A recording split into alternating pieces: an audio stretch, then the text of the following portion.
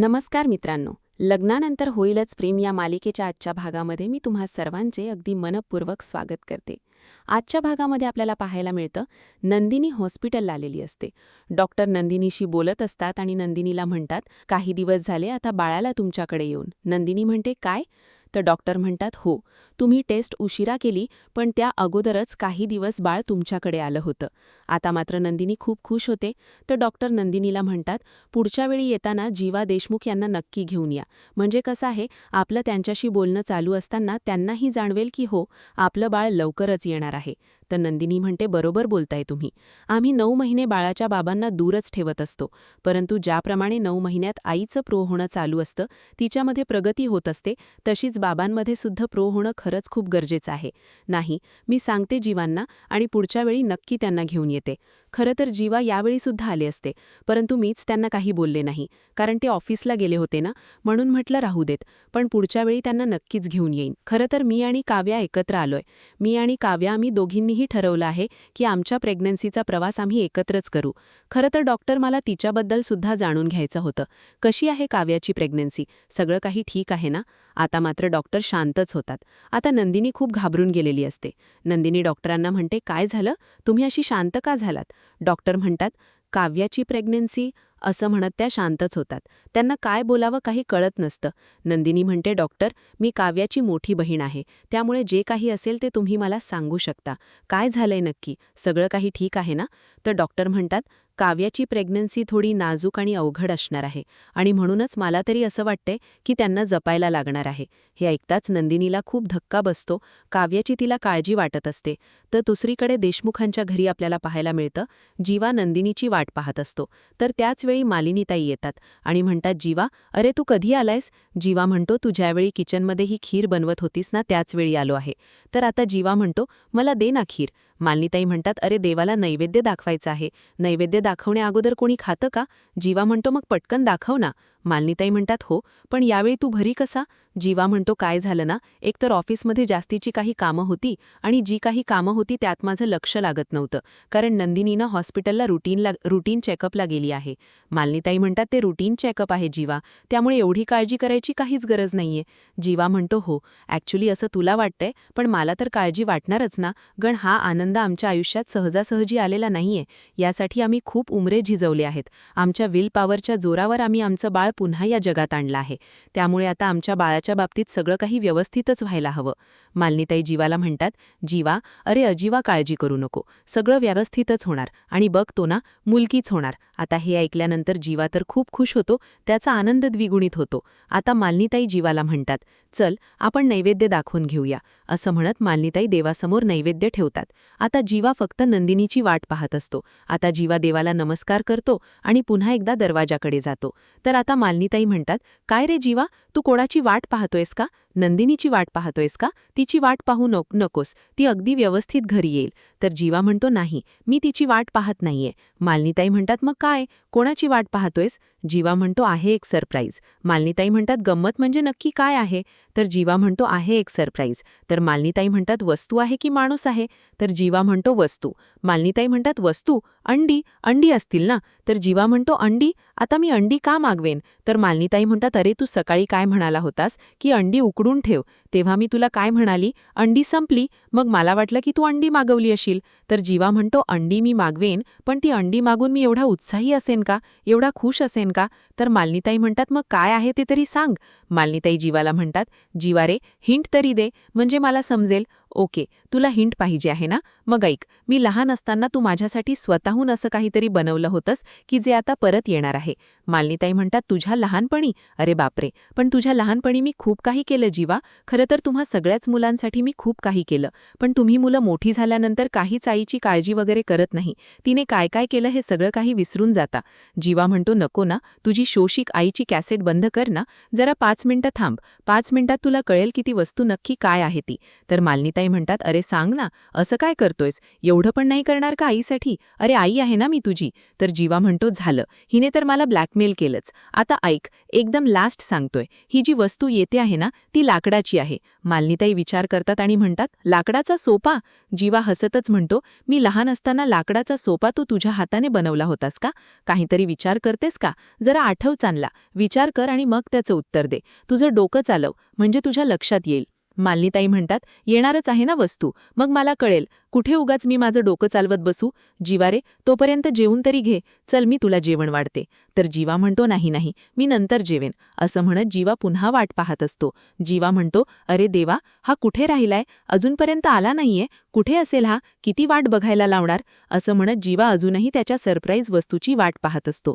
तर दुसरीकडे विजय फोनवर बोलत म्हणतो की हो, सगळं ठरवलंय तसंच घडतंय. आपल्या प्लॅनप्रमाणे मी देशमुखांच्या घरात जावई म्हणून तर शिडलोय, पण आता पुढे आपल्याला एक एक टप्पा गाठावा लागेल. प्लॅनचा एक टप्पा तर आपण गाठलाच आहे. नाही जर त्यांच्या कामाची फळं त्यांना भोगायला लावली तर नाव, असं म्हणत विजय शांत होतो. म्हणतो, तुम्हाला तर माहितीच आहे. आता विजय फोन ठेवतो आणि त्यानंतर आपलं वॉलेट घेतं. त्यामध्ये काहीतरी पाहतं आणि राग गाणेच व्यक्त होतो. खरं तर विजयची ओळख काहीतरी वेगळी आहे, हे मात्र यावरून दिसून येतं. तर दुसरीकडे पाहायला मिळतं, जीवाने जी वस्तू मागवलेली असते ती वस्तू आता खरी आलेली असते. आता जीवाने मागवलेलं सरप्राईज पाहून वसुआत्या म्हणतात, जीवा, हे काय आहे?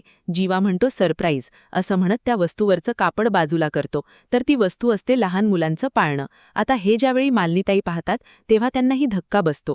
तर वसुआत्या डोक्यालाच हात मारत म्हणतात, जीवा, अरे हे काय केलंयस? तुला कळतंय का? आणि हे पाळणं नक्की कोणासाठी आणलंयस? कोणाच्या बाळासाठी? जीवा, अरे तुम्ही जे काही करताय ते अरे विचारून करत जा. जीवा, अरे बाळ येण्या अगोदरच अशा वस्तू घरात आणायच्या नसतात. अरे अशाने बाळाच्या जीवाला धोका पोहोचू शकतो. तर आता जीवा चिडतो आणि म्हणतो, वसुआत्या, वय झालं म्हणून काहीही बोलशील का तू? अगं माझं आणि दादाचं डिस्कशन झालं आणि त्यानंतरच आम्ही हा पाळणा बुक केला. वसुआत्या, तू तर आमच्या जीवावर उठली होतीस, पण आता आमच्या बाळांना तरी सोड. आई बघ ना वसुआत्या काय बोलते. तर मालिनीताई जीवाला म्हणतात, जीवा, दुर्दैवाने वसुआत्या बरोबर बोलताय तसंच म्हणावं लागेल मला. मालिनीताई म्हणतात, जीवा, अरे मोठ्यांचा सल्ला घेण्याची पद्धत असते की नाही? जीवा, अरे तू काय करतोयस? तुझं तुला तरी कळतंय का? जीवा, तो आई, माझा आणि दादाचं बाळ यात मस्त आरामात झोपेल. मानिनीताई म्हणतात, बस जीवा, तू जिथून कुठून पाळणा आणला असेल ना, तिथे नेऊन आत्ताच्या आत्ता हा पाळणा देऊन येत, मला काही माहीत नाही. तर जीवा म्हणतो, काय बोलतेस आई तू? अगं कुठल्या काळात जगताय तुम्ही दोघी आणि काय बोलताय हे? तर आता मालिनीताई म्हणतात, काळ कुठलाही असू देत जीवा, तरी सुद्धा काही गोष्टी या तुमच्या सायन्स आणि लॉजिकच्या पलीकडच्या असतात. आणि जीवा, एक गोष्ट लक्षात ठेव, काहीही होत नाही या नावाखाली मी तुला विषयाची परीक्षा घेऊ देणार नाही. मालिनीताई जीवाला म्हणतात, जीवा, तू आत्ताच म्हणालास ना की बाळाच्या बाबतीत सगळं काही व्यवस्थित व्हायला हवं म्हणून, मग आत्ताच्या आत्ता हा पाळणा घराबाहेर काढ आणि तू जर काढणार नशील तर मी काढून टाकेन. असं म्हणत आता मालिनीताई खूप चिडलेल्या असतात आणि त्याचवेळी पार्थ त्या ठिकाणी येतो. पार्थ जीवाचं कौतुक करत म्हणतो, आई शपथ, पाळणा आणलास पण तू, वाह वाह. असं म्हणत तो जीवाचं कौतुक करतो आणि म्हणू लागतो, आपल्या दोघांचीही बाळं यात छान आरामात झोपतील, शांत झोप लागेल त्यांना. आपण एक काम करूया, हा पाळणा हॉलमध्येच ठेवूया, म्हणजे येता जाता सर्वच जण त्यांच्याकडे लक्ष ठेवत जातील आणि झोका देतील. आता मात्र मालिनीताई रागाने तिथून निघून जातात आणि वसुताई निघून जातात. परंतु जीवा आता पार्थला विचारतो, बडे भैया, कसा आहे पाळणा? तर पार्थ म्हणतो, खरंच मलाही खूप आवडलाय, पण आपण माऊ का दोघं यामध्ये? तर आता जेव्हा पार्थकडे पाहतो तर त्यानंतर पार्थच्या रूममध्ये येताच काव्या लगेच त्याला मिठी मारते. काव्या पार्थला म्हणते, मला तुमची खूप आठवण येत होती. तुमच्या या धन्याला तुमची लय आठवण येत होती. जिथे जिथे फक्त तुम्हीच दिसत होता मला. पुरणपोळीवाणी तुमचा ते गोड हसू आणि तांबड्या रश्श्यावाणी तुमचा तो तिखट राग, मोदकाच्या कळीवाणी तुमचं नाक, प्रत्येक टायमाला तुमची याद येत होती. तर काव्या म्हणते, बसा, आणि तुम्ही मला आल्याला काय सांगणार होता? तर पार्थ म्हणतो, हेच, जीवाने आणलेला पाळणा पाहिला का? तर काव्या म्हणते की हो, मी आणि ताईने आल्यालाच पाहिला. जीवाच्या चेहऱ्यावरचा आनंदही पाहिला आणि त्यानंतर आईंची झालेली चिडचिडसुद्धा पाहिली. तर आता पार्थ म्हणू लागतो, बिचारा जीवा, काहीतरी काम करायला गेला आणि असं झालं. किती वाईट वाटलं असेल ना? आई पण ना? तर आता काव्या म्हणते, प्रत्येकाच्या विचारसरणीवर असतं. खरं तर पहिल्या काळात बाळाच्या वेळी होणारे त्रास त्यांना माहीत आहेत. खरं तर एकीकाळी असं होतं की आईच्या तरी जीवाला धोका असायचा किंवा बाळाच्या तरी जीवाला धोका असायचा आणि त्यामुळे सगळेच जण खूप घाबरायचे. पुढचा विचार नाही करायचे. पुढे आपल्या बाळासाठी लागणारा पाळणा किंवा कपडे या सगळ्या गोष्टी त्या अगोदरच कधीच आणून ठेवल्या जात नसायच्या.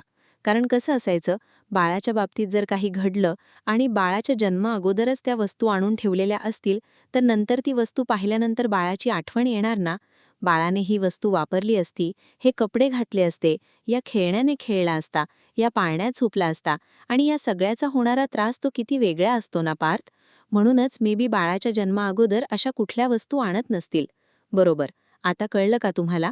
पार्थ म्हणतो, म्हणजे मोठ्या वस्तू आणत नसतील ना, छोटी वगैरे आणूच तर शकतो ना. तर काव्या म्हणते नाही, वस्तू छोटी असू देत किंवा मोठी, बाळाच्या जन्माअगोदर ती कुठलीही गोष्ट घरात आणायचीच नसते. आता काव्याच्या लक्षात येते, नक्कीच पार्थने काहीतरी वस्तू आणली असावी.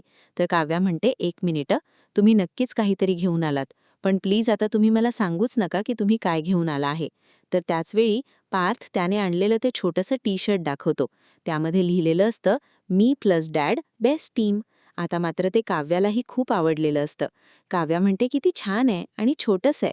तर काव्या म्हणते, पार्थ, एक गोष्ट विसरू नका की बाळाच्या जन्मानंतर सुद्धा त्याला जुनेच कपडे घालावे लागतात. पार्थ म्हणतो, बरोबर आहे तुमचं, पण माझा चार्जर बिघडला होता आणि म्हणूनच मी असं सेक्शनमध्ये फिरत होतो. तिथे एक छोटंसं बाळाच्या कपड्यांचं दुकान होतं. म्हटलं एक छोटंसं काहीतरी घेऊन जावं. तिथेच मला हा टी-शर्ट दिसला आणि मग मी तो घेतला. मी प्लस डॅड बेस्ट टीम. हे टी-शर्ट हातात घेतल्या घेतल्या मला असं माझंच बाळ हातात घेतल्याच्या फीलिंग झाल्या. असं वाटत होतं की माझं बाळ माझ्या हातात आहे. म्हणजे मी असा बेडवर पडलो होतो आणि बाळ माझ्या पोटावर असं खेळत होतं. मी अँड डॅड बेस्ट टीम. तर आता काव्या म्हणू लागते, पण आईने बघितलं तर?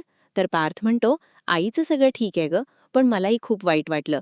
बिचारा जीवा, आईचा तर ओरडा खाल्ला आणि आता नंदिनीचा सुद्धा ओरडा खात असेल. आता मात्र काव्या आणि बाळ त्याला जीवाची काळजी वाटत असते. दुसरीकडे पाहायला मिळतं, नंदिनी तो पाळणा पाहते आणि जीवाचं कौतुक करत म्हणते, खरंच किती छान आहे पाळणा. तर जीवा म्हणतो, आवडलं ना तुला? ती म्हातारी उगाचच ओरडत होती. तर आता नंदिनी म्हणते, पण तुम्ही हा पाळणा का आणलात? जीवा म्हणतो, काय डबल ढोलकी, आत्ताच तर तू म्हणालीस ना की पाळणा छान आहे आणि आता म्हणतेस तू पाळणा का घेऊन आलात? अगं नंदिनी, काय बोलतेस तू? हे नंदिनी म्हणते, हो आई अगदी बरोबर बोलत होत्या. जीवा म्हणतो, मी तर आता हे पाळणा देऊनच येणार. तर नंदिनी म्हणते, देऊन या तुम्ही. अहो जीवा, बाळाची आई अजून 3 महिने झाले नाहीयेत. 3 महिने होईपर्यंत आपण बाळाच्या बाबतीत कुठल्याच गोष्टी घ्यायच्या नसतात. कारण जर काही वेगळं घडलं आणि त्यानंतर बाळाच्या बाबतीत काही घडलं आणि मग ह्या सगळ्या गोष्टी आईबाबांच्या समोर असतील तर त्यांना त्रास होईलच ना जीवा. प्लीज समजून घ्या ना आमच्या भावना. म्हणूनच जीवा पहिल्या 3 महिन्यात अशी कुठलीही खरेदी करत नाहीत. जीवा म्हणतो, हे असं पण असतं का? जीवा म्हणतो, पण आपण असा विचारच नको करूयात ना. खरं तर असं काहीही होणार नाही. तुझ्या बाबतीत तर नाहीच नाही, कारण आपण सर्वच जण तुझी काळजी घेतोय. सो तुला काही आणि तुझ्या बाळालाही काहीच होणार नाही. नंदिनी म्हणते, एवढं टेन्शन घेऊ नका. टेन्शन घेण्यासारखं काहीही झालं नाहीये. पण हो, यापुढे अशी कोणतीही वस्तू घरात घेऊन येऊ नका. आणि माझं आणि आईचं ऐकणार असाल तर आत्ता एक गोष्ट करा. दुकानदाराला सांगा पाळणा घेऊन जायला. जीवा म्हणतो, अरे, आता जीवाला खूप वाईट वाटतं, कारण त्याने एवढा हौशीने पाळणा आणलेला असतो. परंतु नंदिनी आणि मालिनीताई यांच्या आग्रहामुळे त्याला ते परत करावं लागतं. नंदिनी जीवाला म्हणते, तुमचं अगदी तसं झालंय. जीवा विचारतो, कसं? नंदिनी म्हणते, उतावळा नवरा गुडघ्याला बाशिंग. म्हणजे बाळाचे वेध लागलेले उतावळे बाबा झालात तुम्ही. जीवा म्हणतो, बाळाचे वेध लागलेले उतावळे बाबा? खरंच मी उतावळा झालोय का? कधी एकदा बाळ खरी येतं असं मला झालंय. नंदिनी जीवाला समजावत म्हणते, जीवा, आपल्या लेकीला खरी यायला अजून खूप वेळ आहे. त्यामुळे तुमचा हा उत्साह थोडा कमी करा. माझ्या लेकीचे बाबा, जीवा, आपली लेक यायला अजून खूप वेळ आहे. तोपर्यंत हा पाळणा रिकामीच राहणार ना. म्हणूनच म्हणते की पाळणा परत करा प्लीज. तर जीवा म्हणतो, नाही राहणार रिकामी. अजिबात पाळणा रिकामी राहणार नाही. नंदिनी म्हणते, अच्छा, मग तुम्ही काय करणार आहात? जीवा म्हणतो, कळेल ना उद्या. मग बघ तूच म्हणशील, हे काय केलंय तुम्ही? असं म्हणत जीवा तिथून निघून जातो. नंदिनीला सुद्धा तो पाळणा खूप आवडलेला असतो. नंदिनी तो पाळणा पाहत असते आणि त्या गोड क्षणांची तीही वाट पाहत असते. तर दुसरीकडे वसू आत्या आणि विजय इथे बुद्धिबळाचा खेळ खेळत असतात. आता विजयचं हे खेळणं पाहून वसू आत्या म्हणतात, अहो काय आहे विजयराव, तुम्ही ठरवलंय की तुमच्या सासूला हरवायचं? तर आता विजय म्हणतो, तुम्ही हारलात काय आणि जिंकलात काय? आपण दोघंही एकाच टीममध्ये आहोत ना. त्याच वेळी आशाताई त्या दोघांसाठी ज्यूस घेऊन येतात आणि म्हणतात, वसुताई, हा ज्यूस घ्या. वसुवत्या चिडतात आणि म्हणू लागतात, ज्यूस आणायला एवढा वेळ लागतो का? तर आशा म्हणू लागते, त्याचं काय झालं, मी कलिंगड ज्यावेळी कापलं त्यावेळी त्यात सडकं निघालं. मग तो सडका भाग बाजूला केला आणि चांगल्या भागाचा ज्यूस बनवून आणला. तर विजय म्हणतो, म्हणजे हा सडक्या फळाचा ज्यूस आहे तर? तर आशा म्हणते, नाही तसं काही नाहीये. तर वसवत्या म्हणतात, लाज वाटत नाही का तुला असं बोलताना? अगं खर्च्या जावईयाला सडक्या फळाचा ज्यूस देतेस. एक वाजू का तुझ्या कानाखाली? आता आशाताई म्हणतात, मानिनी वहिनींनीच सांगितलं होतं की कलिंगड फेकून देऊ नकोस. तर आता वसवत्या म्हणतात, काय? तर आशा म्हणते की हो, वहिनीच मला म्हणाल्यात की त्यातला चांगला भाग काढ आणि त्यानंतर वसुताई आणि विजयराव यांच्यासाठी ज्यूस बनवून. म्हणून मी ज्यूस बनवला. वसवत्या चिडतात आणि म्हणतात, अच्छा, म्हणजे त्या मानिनीची फूस आहे तर तुला. आता त्याचवेळी बेल वाजते. तर वसुवत्या आशाला म्हणतात, तोंडाकडे काय बघतेस तू माझ्या? जा, बेल वाजली, दरवाजा उघड. आता विजय वसवत्यांना म्हणतो, बहुतेक मानिनीताईंना आवडत नाहीये की मी इथे राहतोय हे. तर आता वसवत्या म्हणतात, नाही असं काही नाहीये, तुम्ही असा अजिबात विचार करू नका. तर आता विक्रम घरी परतलेले असतात. ते आशाताईंना विचारतात, काय सगळे घरी आहेत ना? तर आशाताई म्हणतात, हो, सगळे घरी आहेत. तर आता विक्रम त्यांच्या कामावरून परत घरी परतलेले असतात. आता विक्रम आशाताईंना म्हणू लागतात, जीवाची गुड न्यूज ऐकल्या ऐकल्या ताबडतोब फ्लाईट बुक केली आणि ताबडतोब यायला निघालो. जा, ही माझी बॅग माझ्या यूममध्ये नेऊन ठेव. असं म्हणत विक्रम घरात पाऊल टाकतात आणि ज्यावेळी ते विजयला पाहतात त्यावेळी त्यांना खूप राग आलेला असतो. ते आवाज येत म्हणतात, विजय? तर विजय म्हणतो, वेलकम, वेलकम टू होम. असं म्हणत विजय पुढे जातो आणि विचारतो, कसे आहात तुम्ही? विक्रम म्हणतात, मी मस्त. तर त्यानंतर वसुवत्या विक्रम यांना म्हणतात, विक्रम, काय मग, प्रवास कसा झाला? विक्रम म्हणू लागतात, एकदम मस्त. तर त्यानंतर वसुवत्या विक्रम यांच्या हातातील पिशव्या पाहतात आणि म्हणतात, विक्रम, या गिफ्ट्स तू जीवा आणि नंदिनीसाठी आणल्या असतील ना? विक्रम काहीच बोलत नाही. तर वसुवत्या पुढे म्हणतात, खरं तर एकाच दिवशी 2-2 गुड न्यूज होत्या, परंतु विजय किंवा रम्यासाठी तू काहीच आणलं नसशील, बरोबरच आहे ना? आता या सगळ्याबद्दल विक्रम यांना काहीच माहीत नसतं. विक्रम म्हणतात, 2-2 आनंदाच्या बातम्या, नक्की काय घडलं आहे? वसुवत्या म्हणतात, हा, म्हणजे मानिनीने तुला काही सांगितलंच नाहीये का? कशाबद्दल? काय बोलतेस वसुताई तू? तर वसुवत्या म्हणतात, अरे विक्रम, पण मला अगोदर सांग की तुझ्यामध्ये आणि मानिनीमध्ये कधीपासून लपंडाव सुरू झालाय? बरं असू दे, सोड ते सगळं काही. तुला आता मी गुड न्यूज सांगते. रम्या आणि विजय यांचं कोर्ट मॅरेज झालं आहे. आता हे ऐकल्यानंतर विक्रम यांना धक्काच बसतो. विक्रम म्हणतात, काय? याबद्दल कोणीच काही मला का नाही सांगितलं असेल? काहीतरी सिक्रेट असेल. परंतु कॉंग्रॅच्युलेशन्स जावई बापू. तर आता विजय म्हणतो, फक्त जावई बापू नाही, तर खरं जावई. आता हे ऐकून विक्रम यांना अजून एक धक्का बसतो आणि त्याचवेळी तिथे मानिनीताई आलेले असतात. मानिनीताई म्हणतात, तुम्ही आलात? तर आता विक्रम म्हणू लागतात, मानिनी, हे काय आहे? म्हणजे मी आल्यावर असे सगळे धक्के? विजयराव या घरात खरं जावई म्हणून आलेत आणि मला काहीच माहीत नाहीये. मात्र या संधीचा वसवत्या फायदा घेतात आणि म्हणू लागतात, मानिनी, अगं तू विक्रमपासून गोष्टी कधीपासून लपवायला लागलीस? आता मात्र मानिनीताई चिडतात आणि म्हणतात, मी कोणतीही गोष्ट लपवलेली नाहीये. तर असं म्हणत मानिनीताई काही बोलणार, परंतु विक्रम आता मानिनीताईंवरच खूप चिडलेले असतात. विक्रम रागानेच तिथून निघून जातात. आता मानिनीताई वसवत्यांना जाब विचारत म्हणतात, आल्या आल्या हे सगळं काही सांगायची गरज होती का? वसुताई, तुम्ही मला एक सांगा, तुम्हाला या घरात भांडणं झालेली आवडतात का, की भांडणं लावायलाही आवडतात? आता वसवत्या म्हणतात, झालं, या घरात आता खरं बोलायची सुद्धा सोय नाहीये. तर आता विजय म्हणतो, एक मिनिट, तुम्ही दोघेही शांत व्हा, चिडचिड नका करू. ते खूप चिडलेत. तुम्ही जा ना, त्यांना जरा शांत करा. आणि हो, जाताना त्यांच्यासाठी कलिंगडचा ज्यूस घेऊन जा. हां, पण एक काम करा, ते कलिंगड सडलं तर नाहीये ना, हे अगोदर बघा. आता मात्र मानिनीताईंना खूप राग आलेला असतो. त्या रागानेच विजय याच्याकडे पाहतात. परंतु त्याचवेळी विक्रम यांनी आवाज दिल्यामुळे मानिनीताई तिथून निघून जातात. ते मात्र विजय आणि वसुवत्या यांना खूप आनंद झालेला असतो. वसुवत्या म्हणू लागतात, बघितलंत ना विजयराव, आपला डाव सक्सेसफुल होण्याअगोदर त्यांची भांडणं तर लागली आहेत. असं म्हणत ते दोघेही खूप खुश असतात. तर दुसरीकडे विक्रम मानिनीताईला जाब विचारत म्हणतात, मानिनी, हे काय चाललंय? तुम्ही लोकांनी मला या घरातून बाद करून टाकलंच आहे का? या घरात तुम्ही 6 जण आहात. एकालाही मला फोन करावासा वाटला नाही का? त्या क्षणी नाही, परंतु त्या रात्री तर तुम्ही फोन करू शकला असता ना, की या घराला माझी गरजच उरली नाहीये का? तर आता मानिनीताई म्हणतात, अहो तुम्ही प्लीज शांत होता का? प्लीज तुम्ही एवढी चिडचिड करू नका. तुम्ही अगोदर शांत व्हा, मी तुम्हाला सगळं काही सांगते. मानिनीताई म्हणतात, हे बघा तुम्ही कामात असता आणि या छोट्या छोट्या गोष्टी फोनवर सांगून तर. मानिनीताईंना विक्रम म्हणतात, मानिनी मला एक सांग, ही छोटी गोष्ट आहे का? ही छोटी मोठी गोष्ट आहे का? अगं ज्या माणसासोबत या वसूने आणि त्या रम्याने संबंध जोडलेत, तो माणूस हा विजय मला अजिबात आवडत नाही. त्यांनी लग्नही करून मोकळे झालेत. ठीक आहे, त्यांचा तो पर्सनल प्रश्न आहे, त्यात मी पडत नाही. पण या घरात तो खरं जावई म्हणून आलाय. हे घर माझं आहे आणि माझ्या घरात हे सगळं चालणार नाही. मानिनीताई म्हणतात, एक गोष्ट तुम्ही विसरू नका विक्रम, अहो हे घर जेवढं तुमचं आहे तेवढं त्या वसुताईंचं सुद्धा आहे. कारण हे घर तुम्हा दोघांच्या नावावर आहे. त्याच गोष्टीचा फायदा घेत आणि तीच गोष्ट उचलून धरत वसू आत्यांनी त्या विजयचं बोट धरून त्याला या घरात आणलं आहे. त्यामुळे मी तरी काय करणार होते. परंतु विक्रम या सगळ्याला मानिनीताईंनाच दोषी ठरवतात आणि म्हणतात, हो तुझीच चूक आहे. तुला अडवता आलं नाही का? ना तुला त्यांना अडवता आलं आणि ना तुला खरंच आवडता आलं. मानिनी, अगं आपल्या घरात 2-2 सुना प्रेग्नेंट आहेत आणि या निगेटिव्ह माणसाला तुम्ही घरात घेतलंच कसं? मानिनीताईंच्या डोळ्यात अश्रू असतात आणि त्याचवेळी जीवा, पार्थ, नंदिनी, काव्या त्या ठिकाणी येतात आणि विचारतात, बाबा? आता मात्र विक्रम शांत होतात आणि म्हणतात, या तुमच्या दोघांचेही गुड न्यूज ऐकल्यानंतर मी आणि मानिनी इतके खुश होत सांगू का? खरंच आम्हाला तर खूप आनंद झाला आहे. आमच्या दोन्ही सुना, दोन्ही मुलं आईबाबा होणार आहेत आणि आम्ही आजी आजोबा. अर्थात मी काही आजोबा वाटत नाहीये, तो भाग वेगळा. तर आता नंदिनी म्हणू लागते, आई बाबा, तुमच्या आशीर्वादाने आमच्या आयुष्यात हा गोड क्षण आला आहे. परंतु आता तुम्ही भांडू नका ना, तुम्ही नका ना वाद घालू. तर काव्या म्हणते, आणि तुम्ही कशाला भांडताय, कोणत्या कारणावरून भांडताय हे आम्हाला कळलं आहे. तर जीवा म्हणतो, आवाज बाहेरपर्यंत येतोय. तर पार्थ म्हणतो, डोंट वरी, हॉलमध्ये खाली कोणीही नाहीये. तर आता विक्रम म्हणतात, गेले का ते सगळे? तर पार्थ म्हणतो, हो ते कोणीच तिथे नाहीयेत. आता विक्रम म्हणतात, ते काय आहे ना, माझ्या आणि मानिनीच्या बुद्धिबळाच्या या सेटला कुठल्या सोम्या गोम्याने हात लावलेला मला अजिबात आवडत नाही. कारण माझ्या वाढदिवसादिवशी माझ्या मनूने मला गिफ्ट दिलाय. हो की नाही मनू? आता मात्र मानिनीताई रडू लागतात.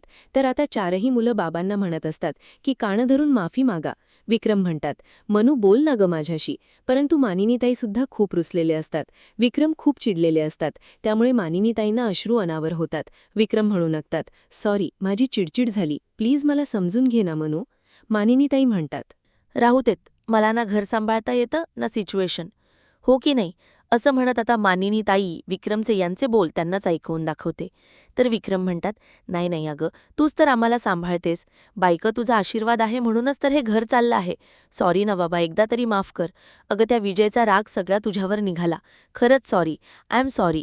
असं म्हणत विक्रम मानिनीताईंची माफी मागत असतात आणि त्यांचा रुसवा घालवण्याचा प्रयत्न करत असतात. आता विक्रम मानिनीताईंना जवळ घेतात, त्यांचा रुसवा घालवतात. आता मुलं मात्र हसू लागतात. मानिनीताई म्हणतात की तुम्ही हसू नका हां, परंतु मुलांना खूप कौतुक वाटत असतं. नंदिनी म्हणते, बरं झालं, खूप काळानंतर भांडण झालंय आणि खूप काळानंतर झालेलं हे भांडण मिटलं सुद्धा आहे. त्यामुळे आता गोडवा जास्त काळ टिकेल. तर काव्या म्हणते, बाबा, परंतु खरंच या रम्या आणि विजयने लग्न केलं आहे की हे सगळं काही नाटक आहे, हा तर प्रश्न आहेच आणि याचं उत्तर शोधावं लागणार आहे. तर आता विक्रम म्हणतात, मी खरंच उगाठ मालिनीला बोललो. खरं तर चौघात तुम्हाला चौघांना बोलायला हवं होतं. हा प्रश्न तुम्ही शोधून काढायचा आहे, याचं उत्तर तुम्हाला शोधायचं आहे. तर पार्थ म्हणतो, परंतु बाबा, हा सरळ साधा सोपा मार्ग नाहीये. तर आता विक्रम म्हणतात, मग शिरा ना वाकड्यात, कुणी अडवलंय तुम्हाला? तुम्ही वाकड्यात शिरू शकता आणि वाकड्यात शिरून ह्या सगळ्याचा शोध घेऊ शकता. तुम्हाला कुणीही अडवलेलं नाही. हा तुमचा बाप तुमच्या सोबत आहे. तर जीवा म्हणतो, तसं जर असेल तर माझ्याकडे प्लॅन आहे. तर काव्या म्हणते, आणि या प्लॅननुसार जर आपण सगळ्या गोष्टी पूर्ण केल्या तर सत्य आपल्यासमोर येईलच आणि त्यावरूनच आपल्याला कळेल की रम्याच्या मनात नक्की काय चालू आहे. नंदिनी म्हणते, आणि विजयचंही. असं म्हणत सर्वच जण हात मिळवणी करतात आणि एकत्र मिळून आता या सगळ्यावर लढा द्यायचा ठरवतात. तर विक्रम म्हणतात, आता ठरलं, देशमुखांच्या नावानं चांग भलं, असं म्हणत सर्वांनीच आता आपल्या प्लॅनप्रमाणे सगळं काही करायचं ठरवलेलं असतं. तर दुसऱ्या दिवशी सकाळी संपूर्ण देशमुखांचं सदन सजवलेलं असतं. आता हे सगळं पाहून विजय आणि रम्या त्यांना तर काहीच कळत नसतं. विजय म्हणू लागतो, वाव, खरंच किती छान वाटतंय. हार, लाईट, किती छान सजवलंय घर. काय आहे नक्की आज? काही विशेष आहे का? रम्या म्हणते, असेल काहीतरी सण वगैरे किंवा कुणाचा तरी कौतुक सोहळा. मामीला सवय आहे, आमच्याकडे असं असतंच नेहमी काही ना काही. तर विजय रम्याला विचारतो, मग कोण आहेत उत्सवमूर्ती? तर आता विक्रम म्हणतात, अरे उत्सवमूर्ती कोण म्हणून काय विचारतोयस? असं म्हणत सर्वजण तिथे आलेले असतात आणि विक्रम म्हणतात, अरे यावेळीची उत्सवमूर्ती तर तुम्ही दोघेजण आहात. असं म्हणत सर्वजण टाळ्या वाजवत त्यांचं कौतुक करू लागतात, अभिनंदन करू लागतात. आता ना रम्याला काही कळत असतं ना विजयला. आता त्या ठिकाणी वसू आत्याही आलेल्या असतात. आता आत्यांनाही याबद्दल काहीच माहीत नसतं. आत्या म्हणतात, तुम्ही टाळ्या का वाजवताय? तर नंदिनी म्हणू लागते, वसू आत्या, आता फक्त नुसत्या टाळ्या नाही तर बँडसुद्धा वाजणार आहे. तर काव्या म्हणू लागते, आणि आता वरात सुद्धा निघणार आहे. असं म्हणत सर्वच जण अगदी जल्लोष करू लागतात. आता मात्र रम्या, विजय आणि वसू आत्या त्यांना धक्काच बसतो. नक्की काय चालू आहे कुणाला काहीच कळत नसतं. तर पार्थ म्हणतो, रम्या आणि विजयमध्ये प्रेम हाय आहे. तर जीवा म्हणू लागतो, इतकं हाय आहे की यांनी कुणाला न कळवता लग्नही उडकून टाकलं, कोर्ट मॅरेज केलं यांनी. तर विक्रम म्हणतात, हो का? तर आता नंदिनी म्हणते, हो ना, या दोघांनी जाऊन कोर्ट मॅरेज केलं, घरात कुणाला काही सांगितलंच नाही, याला काय अर्थ आहे? तर मिथून काका म्हणतात, नाही तर काय बघा वसुताई, लोक काय म्हणतील? देशमुखांच्या 2-2 मुलांची लग्न अगदी गाजली आणि रम्याच्या लग्नाच्या वेळी बजेटच संपलं. नाही नाही, ऐकून कसं तरी वाटेल. मानिनीताई म्हणतात, मला तर अजिबातच असं आवडणार नाही. खरं तर कुणीच नव्हतं तुमच्या लग्नात, विक्रमसुद्धा नव्हते. तर विक्रम म्हणतात, हो ना, मला सुद्धा हे लग्न एन्जॉय करायचं होतं. मी सुद्धा या लग्नासाठी गिफ्टसुद्धा घेऊन आलो पण आहे. आहेर तेव्हाच मिळणार जेव्हा विधिवत लग्न लागणार. आता हे ऐकून रम्या आणि विजयला धक्काच बसतो. तर येणाऱ्या पुढील भागामध्ये आपल्याला पाहायला मिळतं, नंदिनी आणि काव्या रम्याची तयारी करत असतात. तर रम्या म्हणू लागते, तुम्ही अशी जबरदस्तीने मला लग्नासाठी उभे नाही करू शकत, माझं जबरदस्तीने लग्न नाही करू शकत. तर काव्या म्हणते, आपल्या घराला वरदान आहे ना जबरदस्तीच्या लग्नाचं? तर नंदिनी म्हणते, हो ना, आमची लग्नसुद्धा जबरदस्तीनेच झाली होती, परंतु नंतर आम्हाला कळालं की आमच्या हातात काय सोनं लागलं आहे, तुझ्याही हाती लागेल. तर रम्या आता काव्याकडे पाहते, तर काव्या म्हणते, सोनं? अगं विजयरावांच्या रूपात.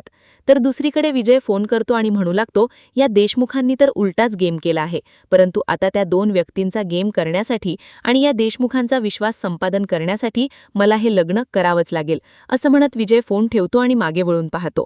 तर आता जीवा आणि पार्थ त्याच्यासाठी तिथे ड्रेस घेऊन आलेले असतात, परंतु पार्थ आणि जीवाने यांचं बोलणं ऐकलं असेल का हे पाहणं अतिशय रंजक ठरणार आहे. मित्रांनो, अशाच मालिकांचे नवनवीन अपडेट पाहण्यासाठी चॅनलला नक्कीच सबस्क्राईब करा.